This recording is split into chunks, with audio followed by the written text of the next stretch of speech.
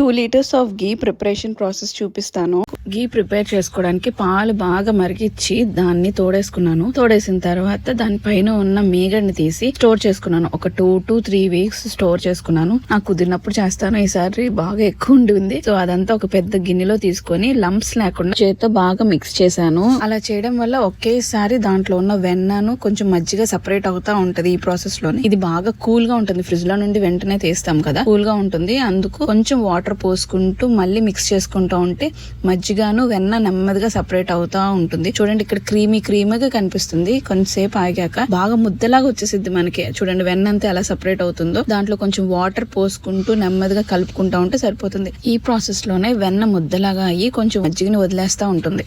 ఇప్పుడు నేను ఒక పెద్ద బౌల్లోకి తీసుకొని ఒక 2-3 టైమ్స్ ఇలా రొటేట్ చేస్తా ఉన్నాను. చూడండి ఎంత ఈజీగా వచ్చేసిందో వెన్న. మజ్జిగ వెన్న చక్కగా ఒకేసారి సపరేట్ అయిపోతా ఉంటుంది. మనం ఏ మిక్సీ యూజ్ చేయక్కర్లేదు, బ్లెండర్ యూజ్ చేయక్కర్లేదు, మజ్జిగ కవ్వం కూడా యూజ్ చేయక్కర్లేదు. చేత్తోనే చేసేసుకోవచ్చు. నేనేంటంటే మిక్సీ యూజ్ చేసి దాన్ని మళ్ళీ కడిగించుకొని మజ్జిగ కవ్వం అయ్యి కడుక్కొని చేసుకోవడం కన్నా ఒకేసారి చేత్తో అయిపోతుందని ఈ ప్రాసెస్ నేర్చుకున్నాను. నేను ఆన్లైన్లో చూసిందే, ఇదంతా సొంతంగా చేసేదేం కాదు. చూడండి ఇలా ముద్దలుగా చేసుకొని ఒక పక్క తీసుకొని బాగా మంచిగా వాష్ చేసుకోవాలి. ఎందుకంటే ఇంకొన్ని పార్టికల్స్ కొన్ని మిగిలిపోతూ ఉంటాయి, వెన్న కాకుండా నార్మల్ మజ్జిగ పార్టికల్స్. వాటి వల్ల మనకు అన్నెసెసరీగా ఎక్కువ గోదావరి వచ్చేస్తుంది. సో ఇలా మంచిగా ఒక బౌల్లోకి తీసుకొని బాగా వాష్ చేసుకోవాలి మంచి వాటర్తో. చూసారా, పార్టికల్స్ అన్నీ సపరేట్ అయిపోతూ ఉంటున్నాయి.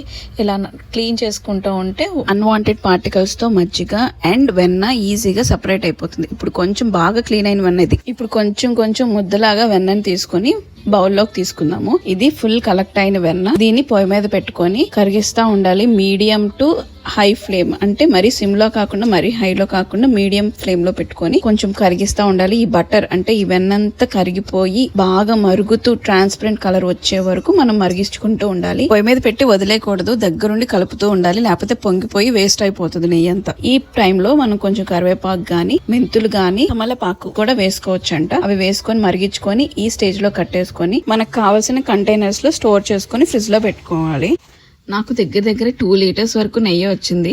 నేను ఫ్రిడ్జ్ లో స్టోర్ చేసుకుంటాను. ఇదంతా పిల్లలు ఉన్నారు కాబట్టి వాళ్ళకి రోజు డైలీ యూజ్ చేస్తూ ఉంటాను. అండ్ వచ్చిన గోదావరితో కూడా మళ్ళీ ప్రిపేర్ చేసుకొని ఇంకొంచెం నెయ్యి తీసుకున్నాను. ఆల్మోస్ట్ 2 లీటర్స్ నెయ్యి వచ్చింది నాకు.